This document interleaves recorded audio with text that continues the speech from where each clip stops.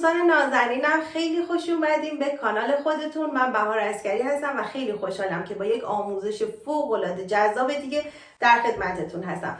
قراره بهتون یک سبد بسیار کاربردی رو توی این ویدیو آموزش بدم، سبدی که بسیار میتونه به نزدهی وسایلتون کمک بکنه. این سبد نیم دایره هست، قسمت پشتش تخت هستش و شما میتونید راحت این رو به دیوار آویزون بکنید. من خودم وسایلامو توش گذاشتم چون بسیار کاربردیه و میتونید با آموزش کاور دستمال که بهتون آموزش دادم ستش بکنید. فوق‌العاده زیباست، تکنیکاش خیلی جذابه. حتما تا آخر ویدیو رو ببینید. قسمت کفی بافت جذاب نیم دایره داره، رج به رجش رو براتون ضبط کردم. قسمت لبه هم بافت تزیینش خیلی جذابه. شما میتونید این بافت رو یاد بگیرید، برای لبه کیف هاتون یا سبدهای دیگه هم بافت بزنید و کیفش رو ببرید. خیلی نکته داره، حتما تا آخر آموزش ها رو دنبال بکنید. در ضمن اگر این کانال رو سابسکرایب نداری، همین الان سابسکرایب کن و زنگولش رو هم بزن که آموزش ها رو دست اول داشته باشی. آموزش های این کانال رو خیلی با وسواس انتخاب میکنم و چون یک گروه بزرگ رفع اشکال بیش از 3000 نفری داریم، نظرات شما عزیزان رو هم حتما در نظر میگیرم برای آموزش هایی که براتون کاربردی باشه. و اگر دلت میخواد که عضو گروه رفع اشکال بیش از 3000 نفری ما هم بشی، حتما پیج اینستاگراممو دنبال بکن و اونجا بهم پیام بده تا لینک گروه رفع اشکال رایگان رو در اختیارت قرار بدم. بریم آموزش رو با هم شروع کنیم. شما میتونید با هر نخ و قلابی این بافت زیبا رو بزنید، فقط اینکه باید کامل آموزش رو ببینی و همراه من آموزش رو بافت بزنی. خیلی خوشگله، خیلی. بریم شروع کنیم آموزش رو. برای بافت این سبد خوشگل با هر مدل نخ و قلابی که دلتون بخواد میتونید بافت بزنید. میتونید با نخهای مکرم کتان پنبه یا پلی استر، با نخ تریکو، با نخهای رافی و نواری، با هر چیزی که دلتون بخواد، حتی با کانوا هم میتونید بافت بزنید. خب ما اول باید 7 تا زنجیره بزنیم. به این صورت من شروع میکنم 7 تا زنجیره میزنم. 1 2 3 4 5 6. این هم از 7مین زنجیره. خب و از زنجیره دوم شروع میکنم به بافت. خب 5 تا از این زنجیره ها رو، یعنی این زنجیره رها میکنم، توی زنجیره 2 3 4 5 و 6 بافت پای کوتاه میزنم و به خاطر اینکه بافتم محکم تر بشه زنجیره ها رو برمیگردونم و توی لوپ پشتی این زنجیره دوم خب قلاب رو وارد میکنم، نخو میگیرم و اولین پایه رو میبافم. خب پایه اول رو مارکر میذارم اینجا. خب بعد میام پایه بعدی رو هم به همین ترتیب. ببینید توی این لوپ هایی که اینطوری به صورت اتصال این زنجیرها رو به هم نگه داشتم و متصل کردن، میام و من قلابم جدیده تو دستم، یه ذره هنوز باهاش راحت نیستم. خب بعد میام این پایه بعدی رو هم میبافم. این 3مین پایه شد. بعد میام پایه 4م رو میبافم و پایه 5م. ببینید اینجا پایه 5م هست. خب زنجیره آخر اینجا، توی این زنجیره 3 تا پایه کوتاه میبافم. خب و اینجا قلابم رو وسط زنجیره وارد میکنم. 1 توی همین زنجیره دومین پایه رو هم میبافم و توی همین زنجیره 3مین پایه رو میبافم.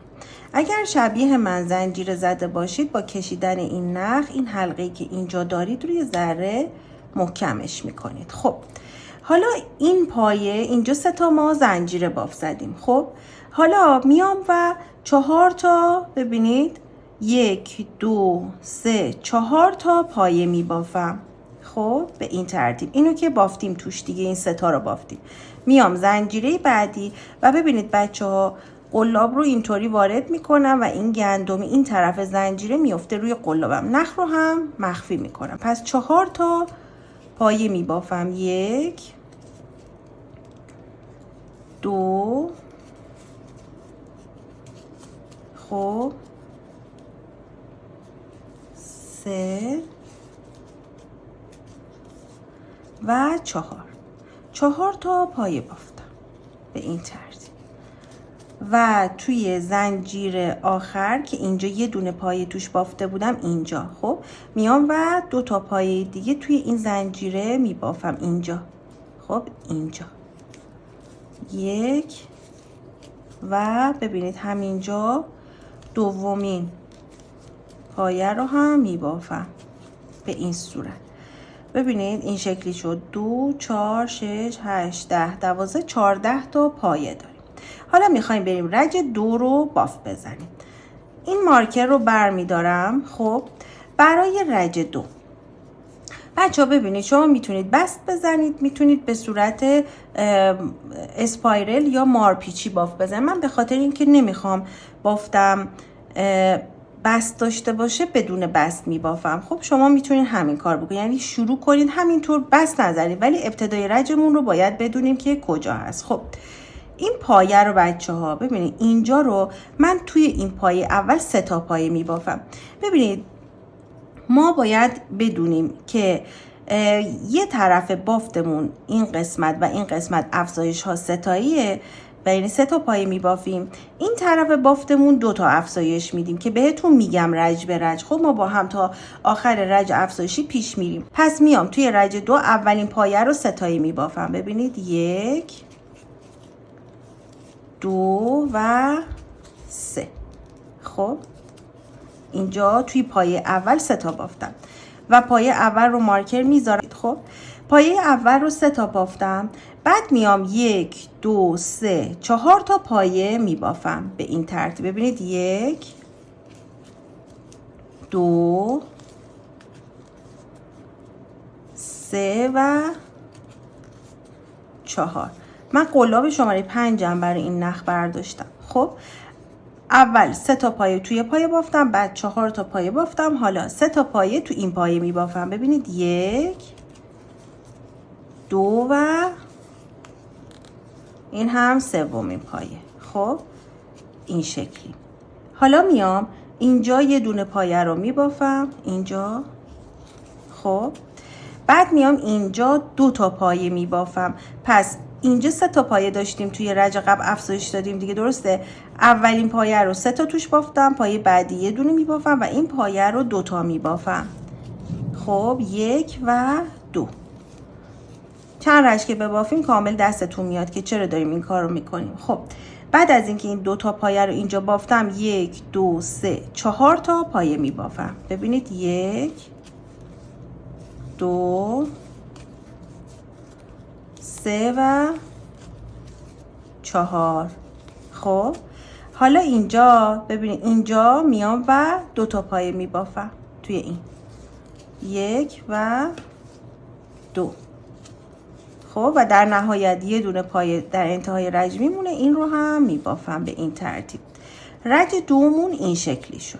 خب حالا میخوایم رج سوم رو باف بزنیم. رج سوم رو این شکلی میبافیم بچه. ببینید اینجا ما 3 تا پایه توی پایه بافته بودیم دیگه. پایه اولش رو میبافم خب و مارکر رو میذارم. خب اولیش رو بافتم، پایه دوم این افزایش 3 تایی رو میام توی 3 تا مجدد باف میزنم. ببینید 1 2 و 3.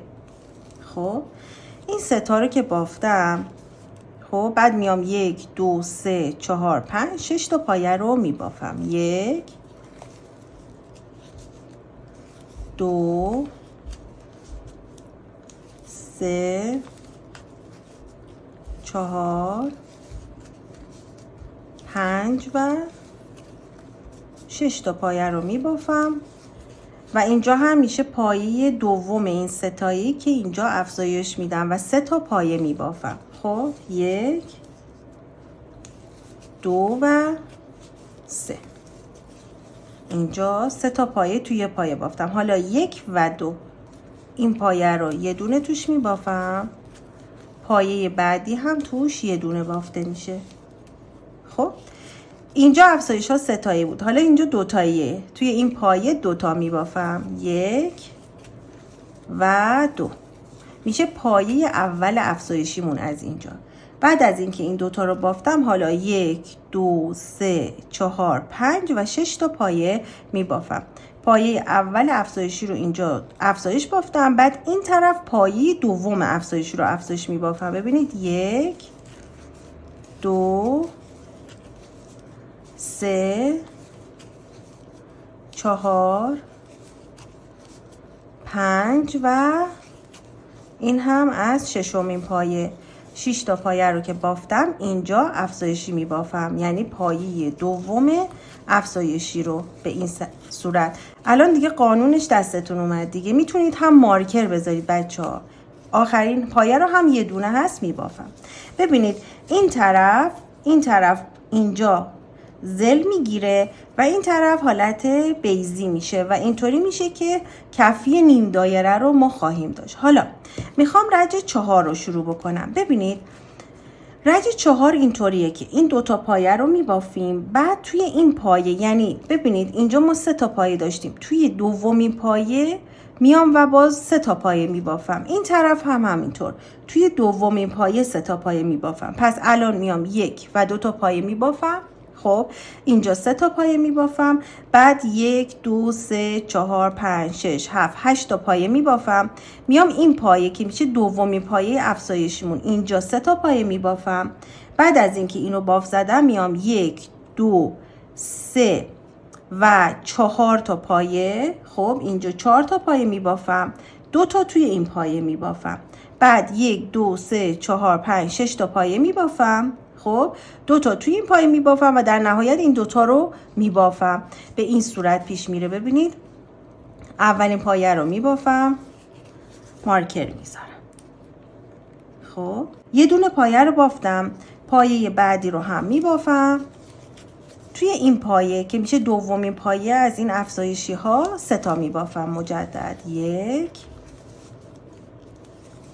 2 و این هم سومین پایه. خب این 3 تا رو که بافتم، حالا میام 1 2 3 4 5 6 7 8 تا پایه رو میبافم به این ترتیب. 1 2 3 4 5 6 7 و این هم 8مین پایه. خب 8 تا پایه رو بافتم، میام این پایه که مجدد دومین پایه 3 تایه ها هست، اینجا 3 تا پایه توش میبافم. ببینید 1 2 و این هم سومین. خب این 3 تا رو که بافتم، میام توی این قسمت و 4 تا پایه میبافم. ببینید 1 2 3 و 4 اینجا 4 تا پایه میبافم. 1 2 3 و 4 تا پایه که بافتم، میام پایه بعدی که میشه دومی. اینجا 2 تا پایه داشتم، اولیشو تکی بافتم، حالا اینجا دومیشو 2 تایی میبافم، افزایش میدم. اینجا 2 تا پایه اینجا میبافم. خب توی یه دونه پایه افزایش بافتم. حالا 1 2 3 4 5 6 تا پایه میام و تکی میبافم. ببینید 1 2 3 4 5 و این هم پایه ششم که تکی بافته شد. حالا میام پایه بعدی که توی این افزایش رج قبلی اولین پایه میشه، اینجا 2 تا پایه توش میبافم.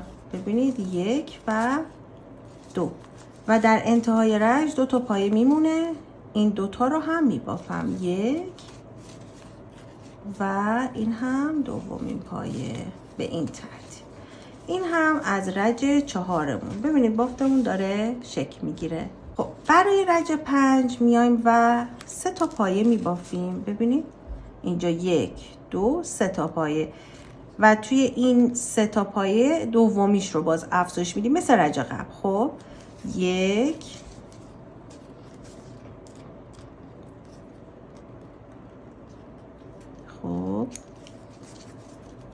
2 و 3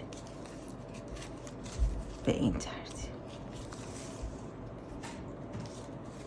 حالا میام این پایه رو افزایش میبافم و توش 3 تا پایه میبافم.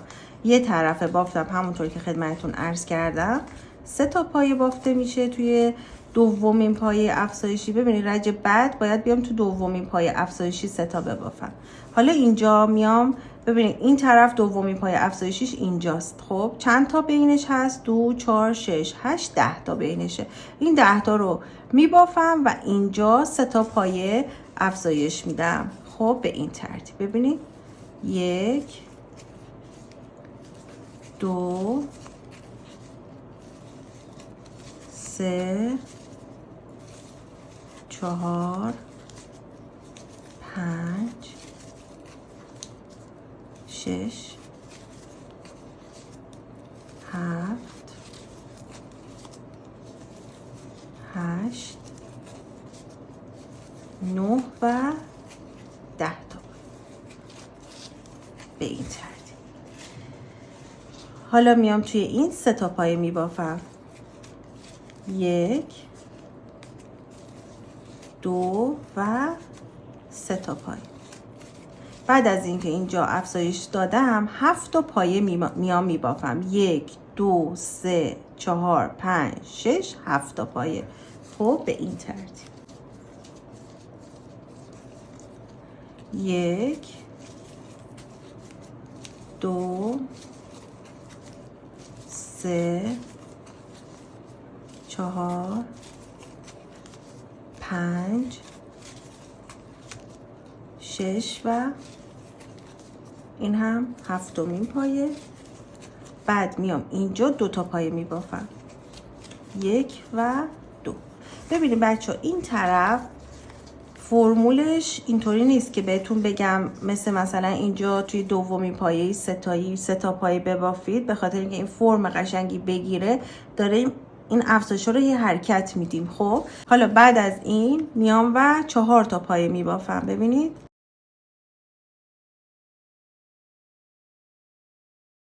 هم اینجا افزایش میدم، 2 تا پایه اینجا میبافم و در نهایت هم 4 تا پایه میمونه. 1 2 3 4 تا پایه. خب 1 2 3 و این هم 4مین پایه به این ترتیب. اینم از رج 5م که این حتما باید بخار بخوره که کارمون مرتب بشه. 3 رج دیگه هنوز باید باف بزنیم. پس من همونطور که بهتون گفته بودم قول داده بودم رج به رج کفیشو با هم میبافیم. خب این رو برمیدارم. ببینید گفتم این قسمت ها قانون داره دیگه. دومین پایه از افزایشی رو باید افزایش بدیم 3 تا. چند تا پایه داریم از اول رج؟ 1 2 3 4 تا پایه رو میبافم. ببینید اینجا 1 بر اولین پایه رو مارکر میذارم. خب 1 2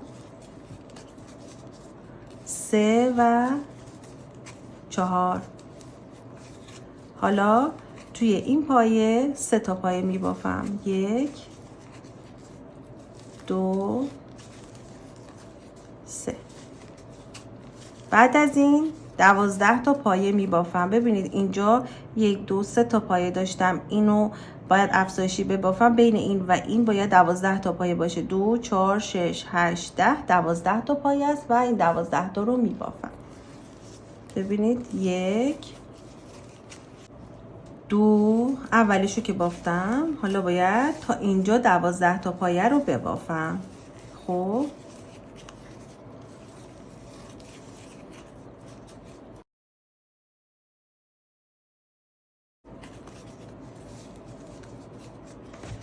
خب 12 تا پایه بافته شد. حالا اینجا باید 3 تا پایه ببافم به این ترتیب. 1 2 و 3. خب این 3 تا پایه رو که بافتم از اینجا باید 7 تا پایه ببافم. 1 2 3 4 5 6 7 تا پایه اینجا میبافم و اینجا 2 تا پایه میبافم تو پایه 8م. 1 2 3 4 5 6 و 7 تا بافتم پایه. حالا اینجا 2 تا پایه می بافم.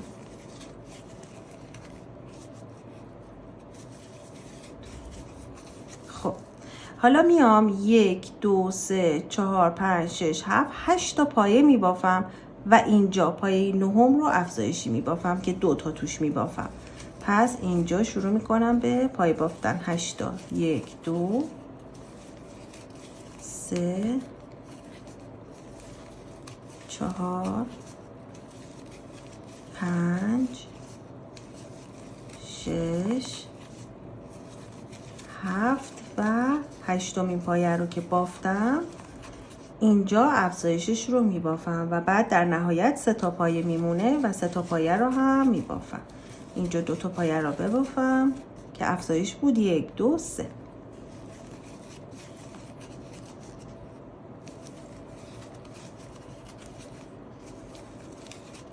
خب این هم از رج 6 که به این شکل در اومد بافتم. ببینید این شکلی شد. حالا میخوایم بریم رج 7 رو باف بزنیم.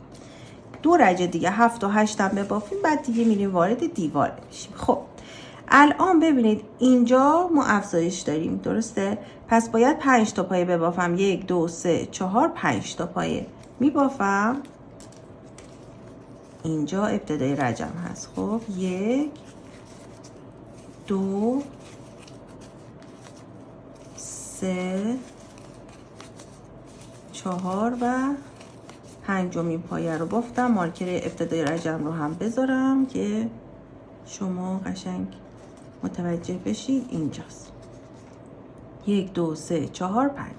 اینجا میام و 3 تا پایه میبافم.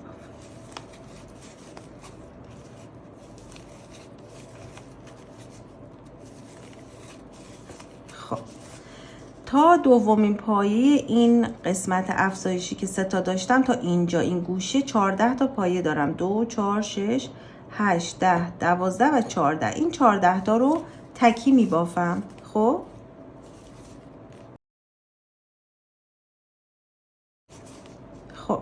اینجا بعد از اینکه 14 تا پایه رو بافتم اینجا 3 تا پایه می بافم. خب ببینید 1 2 و 3. خب حالا اینجا 6 تا پایه می بافم. 1 2 3 4 5 6 تا پایه رو می بافم تکی.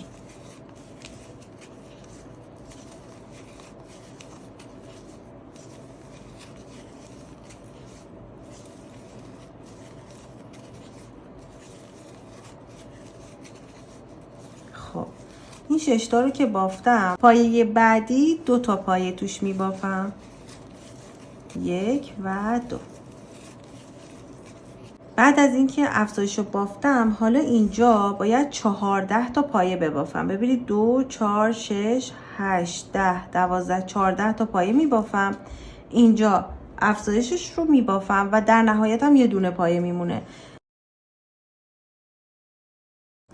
خب بعد از اینکه 14 تا پایه بافته شد اینجا افزایش رو می بافم، یعنی 2 تا پایه اینجا می بافم و بعد هم اینجا میام و پایه تکش رو می بافم. این هم از خب حالا ببینید بچه‌ها چه فرم قشنگی گرفت. این تیکه قشنگ خط افتاده صاف و این قسمت قشنگ هلالی شده. و ببینید شما وقتی که بخواید یک شکل هلالی داشته باشید که این هلالی پخش بشه توی این گوشه ها و فقط اینجوری هلال کوچیک نباشه، مثل حالت بیزی نباشه، چون ببینید وقتی بافت بیزی داریم اینطوری بافتمون میره و هی تکرار میشه. خب ولی وقتی که میخوایم این حالت یکم شکم داشته باشه باید این افزایش ها رو جابجا کنیم که فرم قشنگی به خودش بگیره. یه رج دیگه هم ما افزایش رو خواهیم داشت و بعد دیگه افزایش نداریم. خب رج 8 هستیم. خب اینجا فرمول داره دیگه. خب 6 تا پایه داریم. 2 4 6 تا پایه میبافیم تا برسیم به اینجا به این ترتیب. 1 و اولین پایه رو مارکر میذارم.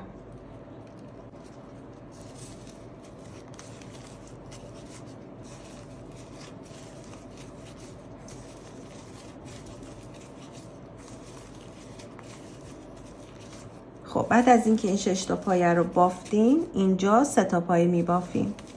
1 2 و این هم سومین پایه. خب و تا این پایه که اینجا هست 16 تا پایه داریم. این تیکه دو تا اضافه شد دیگه، درسته؟ 2 4 6 8 10 12 14 16 تا پایه رو میبافم.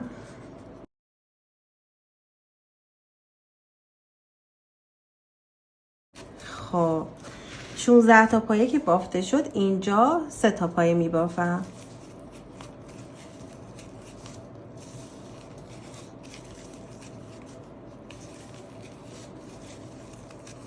خب 3 تا پایه توی گوشه بافتم. حالا میام اینجا 10 تا پایه میبافم. ببینید 1 2 3 4 5 6 7 8 9 10. مجدد داریم افزایش ها رو میاریم اینجا. 11مین پایه افزایشی هستش. خب ببینید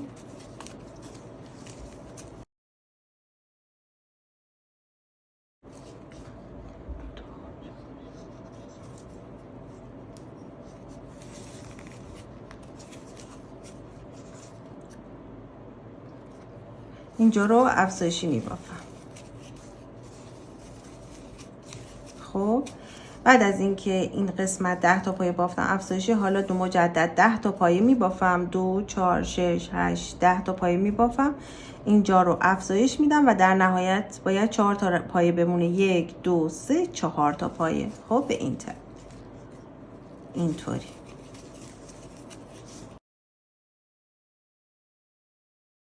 تا پایه رو بافتم. اینجا افزایشش رو هم میدم، پایه 11 و در نهایت 4 تا پایه میمونه. ببینید 1 2 3 و 4 تا پایه. بعد از اینکه این رج رو بچه‌ها تموم کردیم، رج 8یم دیگه. خب این کار رو قشنگ بخار میدید از پشت که صاف بشه به این ترتیب. خب یه نیم دایره خیلی قشنگ دارید. حالا خب بعد از اینکه بخارش میدید شروع میکنید به بافتن. چند رج بافت میزنید؟ از رج 9 تا رج 20 بافتتون رو ادامه میدید. خب یعنی 12 رج بافتتون رو ادامه میدید بدون اینکه افزایش بدید. شما فقط همینطوری دونه دونه دور تا دور این باف رو میزنید از رج 9 تا رج 20. خب بعد ما در نهایت یک بافت لبه تزئینی هم خواهیم داشت که من اون رو هم بهتون آموزش میدم و بعد سبد خوشگلمون تموم میشه. خب پس این کار رو انجام بدید. یه نکته که بهتون بخوام بگم این هستش که این سبد به خاطر اینکه خب سبد خیلی بزرگی نیست، قطعا چیزای خیلی سنگینی توش گذاشته نمیشه. اما اگه دلتون بخواد که سبدتون محکم بشه، میتونید 2 تا از این کفی رو ببافید. خب این یه ایده است، الان به ذهنم رسید بهتون بگم. 2 تا این هم ببافید، وسطش رو تلق بذارید، بعد 2 تا رو روی هم باف بزنید یا بست بزنید یا بدوزید و بعد دیواره رو به اون بدوزید که کفی سبدتون یه کفی محکم بشه که به دیوار که وصلش کردید هرچی توش گذاشتید اصلا تکون نخوره. پس این کار رو هم میتونید بکنید یا اصلا این کار نکنید، 2 لایه نبافید، یه لایه ببافید بعد داخلش رو تلق بذارید. این کار رو هم میتونید، تلق رو به اندازه کفی برش میزنید، داخلش فیکس میکنید تلق بیرنگ و بعد وسایل رو بذارید. این دیگه به پایین شکم نمیکنه. این هم یک روش هستش و هرچی موقع بافت و آموزش به ذهنم برسه بهتون میگم و شما میتونید اجرا بکنید دیگه. اگر خلاق باشید سریع نکات رو میگیرید. خب من اینو میرم بخار میدم، 12 رجش رو هم میبافم، برمیگردم لبه کار رو بهتون آموزش میدم. خب دوستای عزیزم، من بافتم رو زدم و دیواره برای من حدوداً، ببینید دیواره برای من 10 سانت شده. خب شما این باف رو تا هر چقدر دلتون بخواد میتونید ادامه بدید. خب ما هنوز برای لبه تزئینی کار 3 رج دیگه باف خواهیم زد و شما ببینید بافتمون به چه شکل شده. این قسمت این شکلیه. البته خودتون با دستتون میتونید چاپ کنید که شکلش قشنگتر و خوش‌فرم‌تر بشه و کفی کار هم این شکلی شده. ببینید نیم دایره است. خب من بافتم رو تا اینجا، ببینید من از اینجا که بافتم رو شروع کرده بودم همینجا بافتم رو تموم میکنم و میام بچه ها میخوام اینجا این رج دل بخواهی هست. اگر دلتون بخواد که سبدتون بند داشته باشه میتونید این فرمول رو پیاده سازی بکنید. ببینید من اومدم مارکر گذاشتم توی این افزایشی ها که اینجا بود. خب این بافت های افزایشی رو تقریبا توی این قسمت ببینید اگر شما این گوشه ها رو در نظر بگیرید 1 2 و 1 2. خب ولی بخوام از اول رج بهتون استاندارد بگم 1 2 3 4 5 6 7 8 9 10.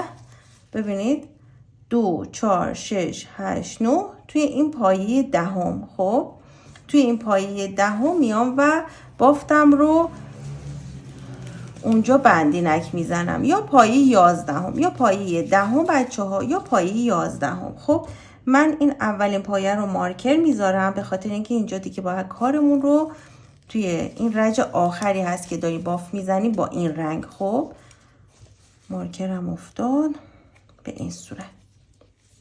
خب من این رج رو میخوام برای بندینک باف بزنم. اگر شما دلتون نمیخواد که سبدتون بندینک داشته باشه هیچ اشکالی نداره، میتونید یا یه رج ساده بافی بکنید بدون اینکه بندینک بس کنید، یا اینکه شروع کنید لبه تزیینی کار رو باف زدن که توی 3 رج بافتش رو انجام میدیم. خب من تا اینجا رسیدم. خب این پایه رو هم اینجا میبافم. خب به این صورت 2 4 6 8 10 تا پایه بافتم. خب حالا میام 10 تا زنجیره میزنم. ببینید 1 2 3 4 5 6 7 8 9 10. اندازه زنجیره هم بچه ها به خودتون بستگی داره که میخواین آویز چقدر باشه، ولی اصولا با هر نخی که باف بزنید 10 تا زنجیره استاندارد هست. خب اینجا که پایه رو بافتم و زنجیره زدم میام حالا توی پایه بعد شروع میکنم پایه کوتاه بافتن. خب 1 2 3 4 5 6 7 8 9 10 11 12 و این هم از 13مین پایه. خب این 13مین پایه رو که بافتم حالا میام ببینید اینجا بندینک شده اینجوری. حالا میام 10 تا زنجیره میزنم.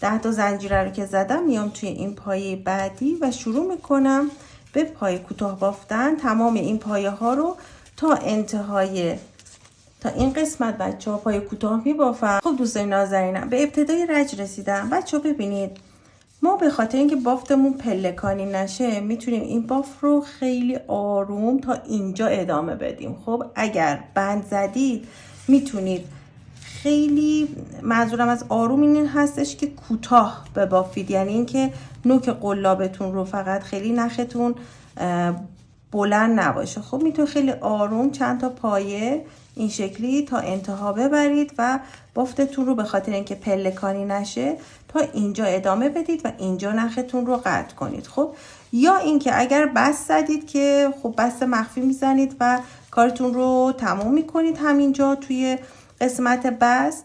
من این رو به خاطر اینکه پلکانی نشه و در نهایت کارمون تمیزتر در بیاد، ببینید دارم باف میزنم ولی سعی میکنم که یا قلاب کوچیکتر بردارید یا ببینید با نوک قلاب خیلی تا انتهای قلاب که این پای کوتاهتون قد بگیره و ضخیم‌تر بشه مدل بافتتون نبرید. خب خیلی سعی کنید که سفت اینجا رو ببافید، به اصطلاح اینجوری راحت‌تر بهتون بگم. اینجا رو سفت میبافیم که خیلی کارمون قد نگیره اما پای کوتاه رو داشته باشیم که بعد ما بتونیم اینجا بافتمون رو بزنیم. یکی مونده به پایه آخر که به این حلقه باشه. من این نخ رو قطع میکنم اینطوری. خب اینجوری به این ترتیب. خب و بعد میام سوزن میارم این نخ رو وارد سوزنم میکنم. بعد میام توی این پایه، خب یا این پایه، ببینید این پایه رو رها میکنم توی این پایه که این حلقه هست، اینجوری بهتره. خب اینجا میام و یه دونه بست مخفی میزنم. بست مخفی هم ببینید اینو که اینجا گذاشتم، بعد این سوزن رو اینطوری وارد میکنم. اگر از زیر این حلقه برید و این شکلی وارد کنید، گندمیتون خیلی قشنگتر و شبیه تر میشه. یعنی ببینید ما این نخ و زیر این قسمت داریم دیگه. اگر سوزن رو از زیر این حلقه وارد کنیم و بعد از زیر این دوتا نخ، خیلی بهتر میشه. حالا نمیدونم تو ویدیو خوب دیده میشه یا نه، این شکلیه. خب حالا میتونید نختون رو لابلای کار مخفی کنید. خب من اینو کوتاه میکنم. خب حالا میخوایم بیایم ببینید بچه، این از بافتمون. حالا باید حتما یه بخار بخوره که کارمون قشنگ و مرتب بشه. خب و این قسمت ها شما اگر با دستتون فرم بدید، این قشنگ نیم دایرش حفظ میشه. خب حالا میخوام بیام نخ جدید رو وصل بکنم. من یکم این نخم متفاوت بود، اومدم رافیوی نواری اینم. ببینید این رافیو نواری کم نازک‌تره، به خاطر اینکه این خیلی ضخیم‌تر بود اومدم بازش کردم یه ذره که بتونم شبیه این قشنگ بافت بزنم. خب ببینید بچه‌ها، این دو سرج آخری از داخل بافته میشه. خب ما اینطوری میبافتیم دیگه. خب حالا بافتمون رو میخوایم از داخل انجام بدیم. ببینید به چه صورت بافت رو انجام میدم. خب میام از این وسط، میخوام از پشت اینو وصل کنم. خب از این وسط میام و این نخم رو وصل میکنم. خب به این صورت، خب به این شکل، و یه دونه زنجیره میزنم که این نخ اینجا متصل بشه. خب و بعد اینو لابلای بافتم مخفی میکنم. حالا میخوام یه بافت زبدری بزنم. خب میخوام پایه بلند ببافم. این نخی که اینجا متصل کردم خوب میکشم. خب بعد میام این نخو یه ذره بلند میکنم. میخوام پایه بلند ببافم اینجوری. ببینید بچه‌ها، پایه بلند رو چطور میبافم؟ میام یه دونه پایه رها میکنم. خب توی پایه بعدی پایه بلندم رو میبافم این شکلی. خب یه پایه رها میشه، تو پایه بعدی پایه بلند بافته میشه. خب بعد میام توی این پایه اینجا، خب اینجا پایه قبلی که رها کرده بودم پایه کوتاه میبافم و قدش رو میکشم تا اینطوری بشه. خب پس این میشه این پایه، این قسمت مارکر میذارم چون در انتها باید این تو هم باف بزنم. این تو عملا خالیه. خب اینجا رو مارکر میذارم به این صورت. خب پس اینجا که نخ در اومده، من بعدا باید در انتها توش بافتی بزنم. خب حالا مجدد بافتمون خیلی آسونه. یه پایه رها میشه، توی پایه بعدی پایه بلند میبافم. یعنی چی؟ نخ پشت قلاب این پایه رو رها میکنم، اینجا پایه بلند رو میبافم، نخو میکشم و بعد این دوتا حلقه رو با هم یکی میکنم، این دوتا حلقه رو با هم یکی میکنم. این پایه که رها کرده بودیم قلاب رو واردش میکنم، بعد نخو میگیرم و میکشمش. ببینید قدش رو میارم بالا و بعد پای کوتاه میبافم. ببینید بچه‌ها یه بافت زبدری قشنگ ایجاد میشه. خب حالا ببینید ما اینجا دوتا پایه داریم. خب پایه بلند توی این پایه میبافم که به این زنجیره ها وصله این شکلی. خب قدش رو میکشم و پایه بلند رو میبافم. خب بعد میام اینجا و پایه کوتاه میبافم. پس یه پایه بلند، این دوتا خونه بود دیگه، درسته؟ این و این دوتا خونه بود، اینو میدم پایین داخل. خب این حلقه رو میدم داخل. این پایه که به این زنجیره ها وصل هست رو رها میکنم توی این پایه بلند رو میبافم به این شکل. بعد میام این پایه که به زنجیره ها وصله این پشت اینجوری و پایه کوتاه میبافم. ببینید بچه‌ها پایه زبدری دارم باف میزنم. خب خیلی قشنگ میشه. حالا بعد که برگرده متوجه میشه چقدر خوشگله. این پایه رها میشه، توی این پایه بلند میبافم. خب این نخ رو هم میخوام مخفی کنم، پس اینو اینجا میذارم، اینجا روی قلابم و بعد پایه بلندش رو میبافم. خب بعد توی این پایه که رها کردم میام و پایه کوتاه میبافم. تا انتها بچه‌ها و این باف رو انجام بدید. خب یکم دیگه با هم ببافیم. این پایه رها اینجا پایه بلند بافته میشه. ببینید کوچولو اینا رو چون سفت بافتیم یه ذره این نخ و لابلای بافتم مخفی نکرده. این نخ رو اینجا مخفی میکنم، یعنی میذارم روی قلاب و بافتم رو انجام.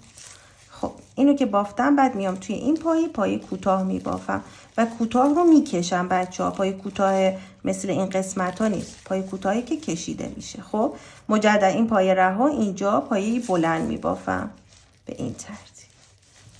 خب تا انتها این کار رو انجام بدید. خب این پایه کوتاهش بافته میشه به این ترتیب. لبه کاری بافته خیلی قشنگ میخوره در انتها. خب این حلقم که اینجاست. حالا من این باف رو انجام میدم تا برسم به اینجا و این قسمت رو بهتون میگم. به این قسمت هم که رسیدید اینطوری به داخل خمش میکنید و بافت رو انجام میدید. فرض میکنید که این حلقه اصلا وجود نداره. خب دوستای عزیزم من این باف رو دارم به انتها میرسونم. ببینید 2 تا پایه اینجا داریم که این پایه هم پایه بود که این نخ رو وارد کرده بودیم. خب میام و چی کار میکنم؟ توی این پایه بلند رو میبافم به این صورت و توی پایه قبلی میام و پایه کوتاهش رو میبافم به این صورت. خب اینم اولین پایه رج هست که میام بهش بست میزنم. خب به این پایه میام و بست میزنم. حالا یه دونه بست پایه کوتاه زدم بست میزنم. خب یه دونه زنجیره میزنم و توی تمام این پایه هایی که داریم یه دونه پایه کوتاه میبافم. ببینید شروع میکنم دونه دونه پایه کوتاه بافتن. این رج به این طرف از داخلم دارم بافت میزنم. خب پایه کوتاه میبافم، هم پایه هایی که بلند بافته بودم و هم پایه کوتاه ها به ترتیب، دیگه اینجا پیچ نداره. خب دونه دونه به ترتیب پایه کوتاه رو میبافم به این صورت. خب اینو که بافتم بعد رج بعد یه بافت متفاوتی داره، اون رو هم ببافیم بافتمون تموم میشه به این صورت. ببینید دونه دونه پایه کوتاه میبافم تا انتها به این شکل به این صورت. دوستان نازنینم ببینید من اینجا پایه کوتاه رو بافتم تا ابتدای رج. خب این نکته که هست رج آخر رو با نیم شماره قلاب کوچیک‌تر بافت بزنید قشنگتر میشه، لبه کار جمع‌تر میشه. من بدنه رو با قلاب شماره 5 بافتم، میخوام رج آخر رو با قلاب شماره 4.5 ببافم. خب این دل بخواهی هست، به نظر من بهتره، اگر قلابشو دارید خیلی بهتر است. خب من این پایه اولم هست دیگه، پایه آخر رو که پایه کوتاهشو زدم میام و بست میزنم. خب بعد از بست یه دونه زنجیره میزنم.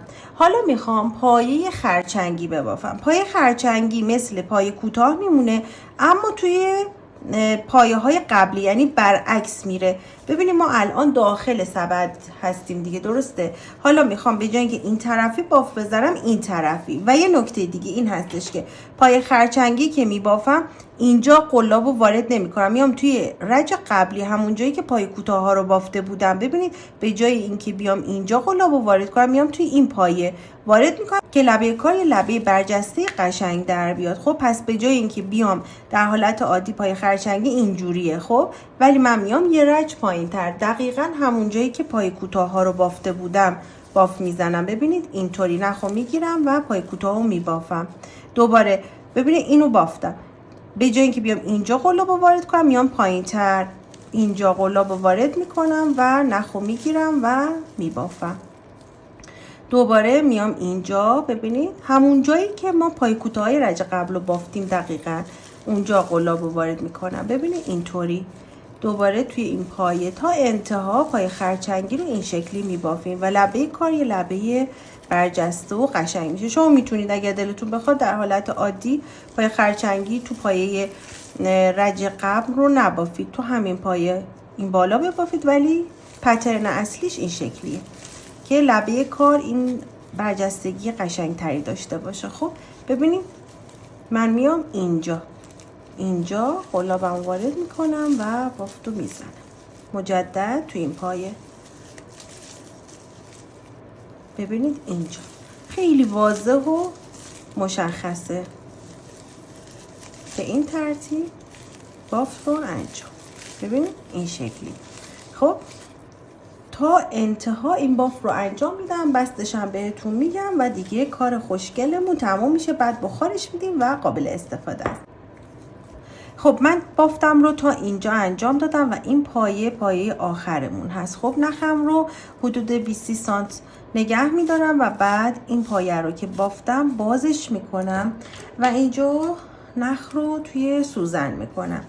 خب نخ رو توی سوزن میکنم و ببینید و اینجا به خاطر اینکه این بافت شبیه بشه میام و ببینید این قسمت که این بافت رو دارم میام و اینطوری ببینید این رو این شکلی میام و یه دور اینطوری میپیچم. خب این قسمت پشت کار قرار میگیره و خیلی توی دید نیست، اما مهمه که قشنگ در بیاد در نهایت. ببینید من اومدم لای یکی از این لوپ ها این نخ رو مهار کردم، یه دور دیگه هم اینجا این نخ رو هدایت میکنم که اینجا پر بشه. خب و بعد از اینکه این کار کردم میام از این طرف این نخ رو لابلای بافتم با سوزنم مخفی میکنم. خب به این شکل بافتمون تموم شده. چند تا نکته هست میخوام خدمتتون عرض بکنم. اینو اینجا ببینید این بافت رو خب تا اینجا این نخ رو آوردم، نخ رو کات میکنم و لبه کار رو شما میتونید همینطوری استفاده کنید، اما این بافت قشنگیش به این هستش که ما لبه کار رو برگردونیم. ببینید ما این لبه رو اینجوری برمیگردونیم و حتما این کار رو بخار بدید بچه ها. خب با هر نخی که بافت زدید بخار بدید. خب این پشت قرار میگیره. حالا ببینید ما اگر بخوایم این سبد رو ببینید اینجا رو نگاه کنید، قشنگ از این قسمت تاش میکنید و به این زاویه نیم دایره میدید و این لبه ها رو هم به همین ترتیب. خب اینها رو هم که بخار میدید، بعد این قسمت ها رو میتونید برای اتصال به دیوار استفاده کنید یا اگر نمیخواین ازشون استفاده کنید این رو هم اینجا میذارید و هر وقت دلتون بخواد میتونید از اینها استفاده بکنید، چون که حالت نخ داره راحت شما میتونید اینها رو فرم بدید. و این هم از سبد خوشگلمون و این بافت زیبایی که لبه کار ایجاد شد با اون مدلی که بهتون آموزش دادم توی سرج. امیدوارم که این بافت خوشگل رو همتون ببافید. عکسای کار خوشگلتون رو برای من بفرستید. اگر دوست دارید که عضو گروه رفع اشکال رایگان بشید حتما پیج اینستاگرامم رو دنبال بکنید و لینک گروه رفع اشکال رو دریافت بکنید و در حال حاضر مرداد ماه سال 404 هستیم و الان ما گروه رفع اشکال رایگان رو داریم. پس اگر دوست داشتید حتما عضو گروه بشید. تقریبا 3000 نفر عضو این گروه بسیار جذاب هستم و قدم شما هم به روی چشم. در خدمتتون هستم و خوشحالم که این بافتای خیلی خوشگل رو در اختیارتون میذارم. شماها لایق بهترین آموزش ها هستید.